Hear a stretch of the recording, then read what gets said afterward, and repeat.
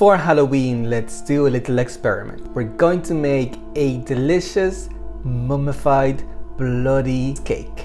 Let's have a bit of fun with it, shall we? Hi everybody and welcome to my spooky kitchen. It's that time of the year again. It is Halloween, it's my birthday, so I want to do something fun. I'm gonna be trying a brand new cake design. It's going to be so scary. Or at least the process is scary. We're gonna be making a delicious chocolate mummy Halloween cake. Let's look at the ingredients that we're going to need. The first thing that we have to do is work on a delicious chocolate sponge. So I've got some butter here that I'm gonna add into a pot, and I've got some dark chocolate as well. I'm just gonna break that into my pot, and I'm also gonna add in my coffee. The coffee is just going to intensify the chocolate flavor, so you won't get any taste of coffee at the end. It's a beautiful pairing. And now on a low heat, you want to melt everything down until it's nice and dissolved together. You need to make sure you're stirring your cauldron. Okay, it's all melted out, so let's move on with the rest of our ingredients. Into a bowl, I'm gonna add my 3 eggs. I'm going to add in some vegetable oil. And finally, my buttermilk. And I'm gonna give this all a quick mix together. My chocolate mixture has had some time to cool off, so I'm gonna give it a bit of a stir and add it back into my egg mixture very slowly and whisking constantly. Next, I need to go in with my dry ingredients. So I got some sugar here. Since I'm using the thicker sugar, it's good to mix it properly now to give it a chance to dissolve before I add in the flour. Next, I'm gonna go in with my baking soda and baking powder. And I almost forgot the most important ingredient, our cocoa powder. Now that everything is in, we give it a good mix. Now I'm gonna put these into my prep baking pans. They've been buttered, flour, and there's parchment paper in there. I've got a scale so I can gauge that they're all gonna be about the same, but I want them to be about halfway full. It's a thick batter, so you want to make sure you level it out a little bit. And into the oven we go at 160 for 22 minutes. I'll see you when they're done. My cakes are ready. They look fantastic and they smell so chocolatey. We have to let them cool now for at least 10 minutes before we turn them out, and in the meantime we can make our buttercream and our delicious chocolate ganache.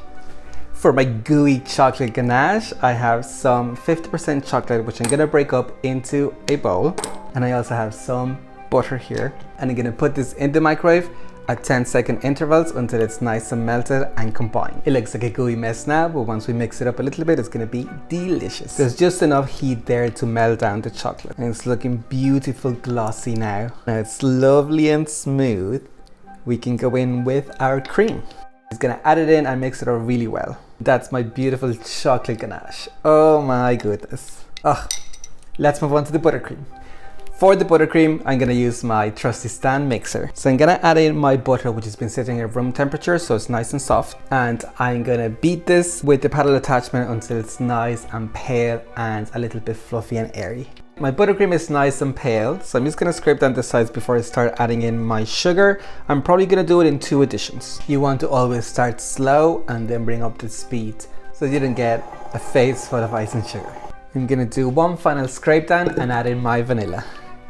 Now I'm gonna split up my buttercream into about 1/3 and 2/3, and to the 1/3 I'm gonna add in my melted dark chocolate to make a delicious chocolate buttercream. I melted my chocolate in the microwave. I'm just gonna do it by hand. Okay, everything's ready.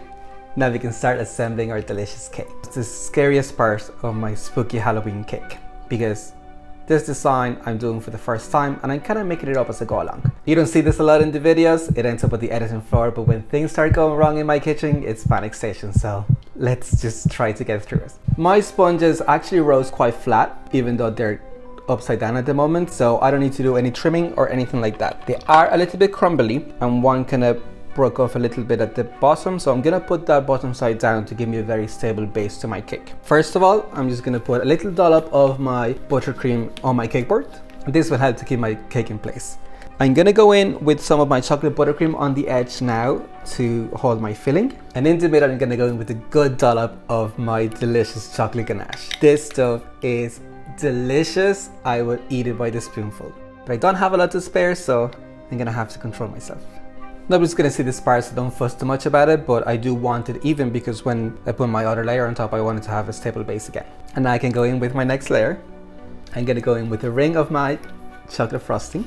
And this one I'm gonna fill in with some strawberry jam. You could totally do another layer of chocolate ganache if you wanted to, but I want a bit of contrast on this one, so. And then we can go in with our final cake layer. Now this one you wanna make sure that the bottom of it is to the top because that's kind of nice and straight, because that'll be easier to then pipe. And do take some time to check that your cake is level. I am gonna do kind of like a crumb cut with the ganache all over my cake. This would also help to give the cake some structure because the ganache will harden once it cools. I'm just spreading the ganache from the bits where there's tons to where there is very little, just to try and get most of the cake covered. And honestly, don't fret about this because nobody's gonna see this part. And I am going for the shaggy, kind of messy look, so it's all good. I'm gonna clean up my board a bit with some paper towel and then put it in the fridge to set for about 10 minutes and then we'll continue. My cake has set a little bit, so now I'm gonna go in with my white buttercream and I'm gonna do kind of like a mummy bandage design. I want the black of the ganache to see through, so don't worry about being too perfect or anything like that. I am using a piping tip that's typically used to make flower petals. Never used it for that before, so let's see how it goes for this. And I'm putting the narrow edge towards the top. Just gonna split it up a little bit because I want to do something else for the design. Okay, that looks kind of like bandaged. That looks kind of like bandages somewhat. So just for one final thing, I'm gonna get my palette knife and make a couple of scratches across the top. And then for the final thing, I've got some strawberry jam here with a little bit of red food coloring, and hopefully it's gonna give it a bit of a bloody look. Now let's take a look at our spooky mummy Halloween cake. I think it's time now to eat the cake.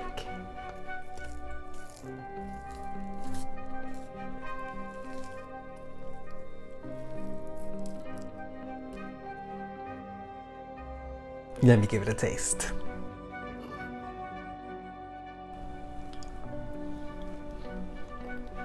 There are so many flavors going on here. The chocolate ganache and the chocolate cake are fantastic. You've got that bit of the strawberry kind of cutting through a little bit.